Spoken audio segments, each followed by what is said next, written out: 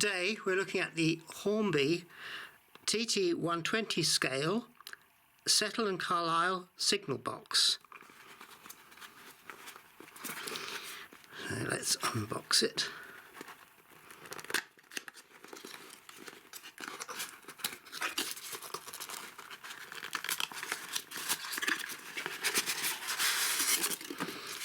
And there we have it.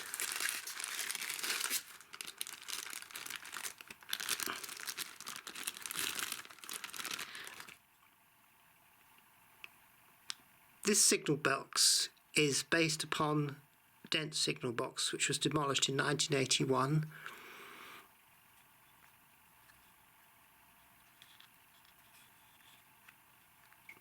So the next thing to do is get it on the layout and see how it looks.